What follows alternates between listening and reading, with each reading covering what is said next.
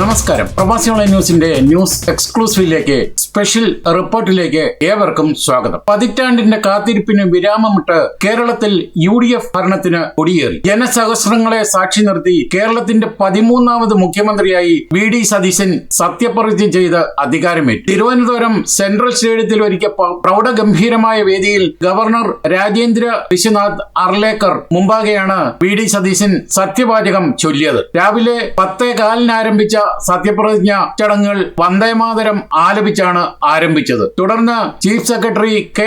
Jayathilak VD സതീശനെ സത്യപ്രതിജ്ഞയ്ക്കായി ക്ഷണിച്ചു. Governor Arlekar സത്യവാചകം ചൊല്ലിക്കൊടുത്തു. വടശ്ശേരി ദാമോദര മേനോൻ സതീശൻ എന്ന ഞാൻ എന്ന് പറഞ്ഞാണ് VD സതീശൻ സത്യവാചകം ആരംഭിച്ചത്. തുടർന്ന് ദൈവനാമത്തിലായിരുന്നു സത്യപ്രതിജ്ഞ. മുഖ്യമന്ത്രിക്ക് പുറമെ UDFിലെ 102 ജനപ്രതിനിധികളിൽ നിന്ന് തെരഞ്ഞെടുത്ത 20 മന്ത്രിമാരും ചടങ്ങിൽ അധികാരമേറ്റു. സത്യപ്രതിജ്ഞ നേരിൽ കാണാൻ തിരുവനന്തപുരം സെൻട്രൽ സ്റ്റേഡിയം UDF പ്രവർത്തകരെ കൊണ്ട് ആവേശക്കടലായി. 20 മന്ത്രിമാരിൽ 19 പേർ മലയാളത്തിൽ സത്യവാചകം ചൊല്ലിയപ്പോൾ K. മുരളീധരൻ ഇംഗ്ലീഷ് ഭാഷയിലാണ് സത്യവാചകം ചൊല്ലിയത്. സത്യപ്രതിജ്ഞ ചടങ്ങിലെ പ്രധാന വിവരങ്ങൾ നോക്കിയാൽ മുഖ്യമന്ത്രിക്ക് ശേഷം രണ്ടാമതായി മുസ്ലിം ലീഗ് ജനറൽ സെക്രട്ടറി PK കുഞ്ഞാലിക്കുട്ടിയാണ് ദൈവനാമത്തിൽ സത്യപ്രതിജ്ഞ ചെയ്തത്. തൊട്ടു പിന്നാലെ പുതിയ ആഭ്യന്തരമന്ത്രിയായി രമേശ് ചെന്നിത്തലയും നാലാമതായി KPCC പ്രസിഡന്റ് സണ്ണി ജോസഫും സത്യവാചകം ചൊല്ലി. തുടർന്ന് K. Muraleedharan, Mons Joseph, PK Basheer, N. Shamsuddeen, KM Shaji, V.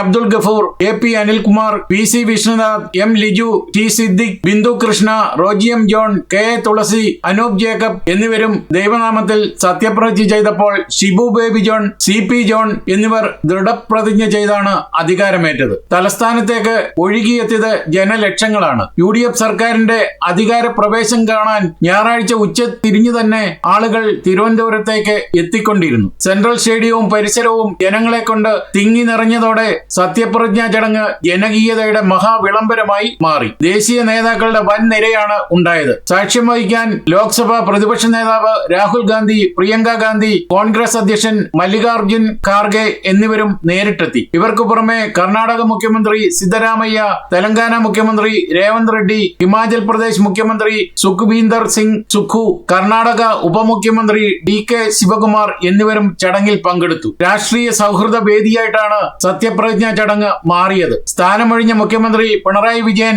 മുസ്ലിം ലീഗ് സംസ്ഥാന അധ്യക്ഷൻ പാണക്കാട്ട് സാദിഖ് അലി ശിഹാബ് തങ്ങൾ, CPI സംസ്ഥാന സെക്രട്ടറി ബിനോയ് വിശ്വം, BJP സംസ്ഥാന അധ്യക്ഷൻ രാജീവ് ചന്ദ്രശേഖർ എന്നിവരും സാംസ്കാരിക, സാമൂഹിക, സാമുദായിക രംഗത്തെ പ്രമുഖരും വേദിയിൽ ഒന്നിച്ച് അണിനിരന്നു. KC വേണുഗോപാൽ, CPM സംസ്ഥാന സെക്രട്ടറി MV ഗോവിന്ദൻ തുടങ്ങിയ രാഷ്ട്രീയ നേതാക്കളും വിവിധ മതമേലധ്യക്ഷന്മാരും ചടങ്ങിൽ പങ്കെടുത്തു. സത്യപ്രതിജ്ഞയ്ക്ക് ശേഷം മുഖ്യമന്ത്രിയും മന്ത്രിമാരും കക്ഷി നേതാക്കളും ലോക് ഭവനിൽ ഗവർണർ ഒരുക്കിയ ചായ സൽക്കാരത്തിലും പങ്കെടുത്തു. അതേസമയം VD സതീശൻ സെക്രട്ടേറിയറ്റിൽ മുഖ്യമന്ത്രിയുടെ ഓഫീസിലെത്തി ചുമതല ഏറ്റെടുത്തപ്പോൾ മറ്റു മന്ത്രിമാർ തങ്ങളുടെ ഓഫീസിലെത്തി ചുമതലയേറ്റു. തുടർന്ന് സർക്കാരിന്റെ ആദ്യത്തെ മന്ത്രിസഭാ യോഗവും നടന്നു. ആദ്യ മന്ത്രിസഭാ യോഗത്തിലെ ജനപ്രിയ പ്രഖ്യാപനങ്ങൾ ഇവയാണ്. വയോജനങ്ങൾക്ക് പ്രത്യേക വകുപ്പ്, ആശാ വർക്കർമാർക്ക് ഓണറേറിയം 3000 രൂപ വർദ്ധിപ്പിച്ചു. അംഗൻവാടി, പാചകത്തൊഴിലാളി, പ്രീ പ്രൈമറി ടീച്ചർമാർ എന്നീ വിഭാഗങ്ങൾക്ക് 1000 രൂപ വീതം വർദ്ധിപ്പിച്ചു. ജൂൺ 15 മുതൽ KSRTC ബസിൽ സ്ത്രീകൾക്ക് സൗജന്യമായി യാത്ര ചെയ്യാം. അടുത്ത മന്ത്രിസഭാ യോഗം ബുധനാഴ്ച നടക്കും. വേർതിരിവില്ലാത്ത ആരെയും ചേർത്ത് നിർത്താൻ കഴിയുന്ന